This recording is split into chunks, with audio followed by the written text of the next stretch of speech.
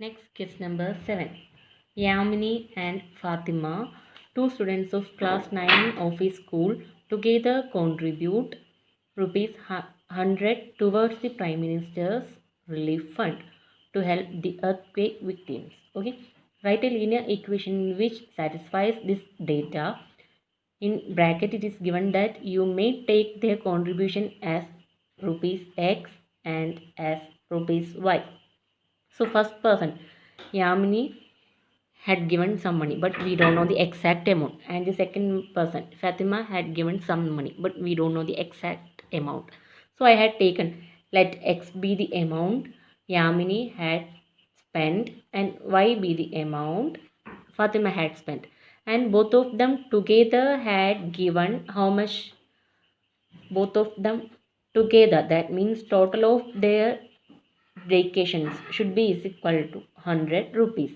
So we can write x plus y is equal to 100. This is the required linear equation. Okay, we have to draw the graph of the same.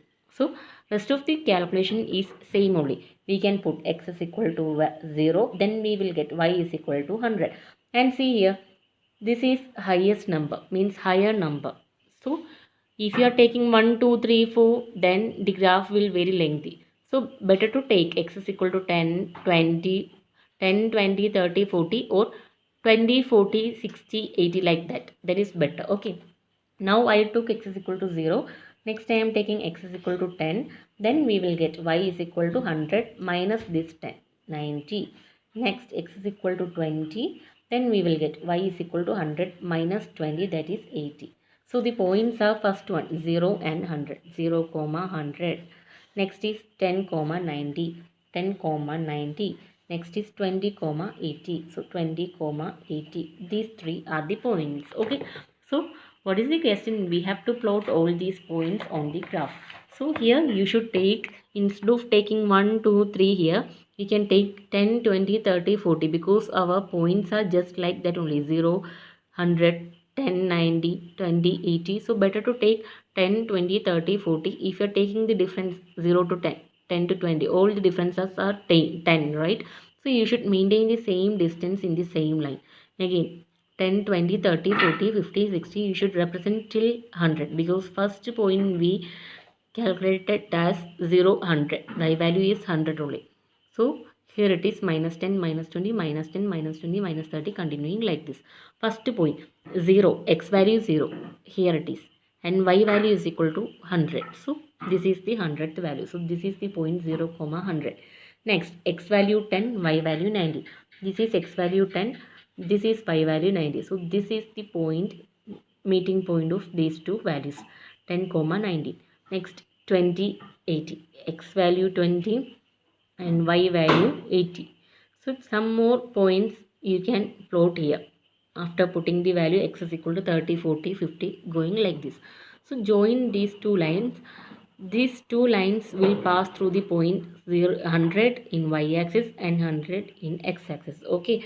So draw the line, straight line which is passing through all these marking points. Okay. And this line represent the equation. What is the equation? X plus y is equal to 100. So this line is representing the equation x plus y is equal to 100. Next question 8.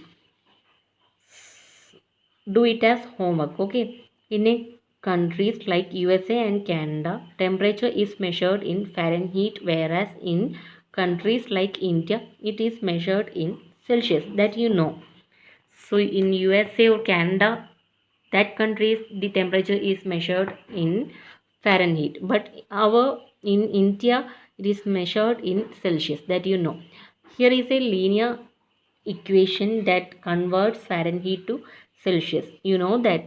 I hope you all of you studied this equation in physics subject. Okay, so Fahrenheit, how can we convert Celsius into Fahrenheit? Fahrenheit is equal to 9 by 5 into Z plus 32. This is the equation for converting Celsius into Fahrenheit. Okay, Fahrenheit is equal to 9 by 5 into C plus 32.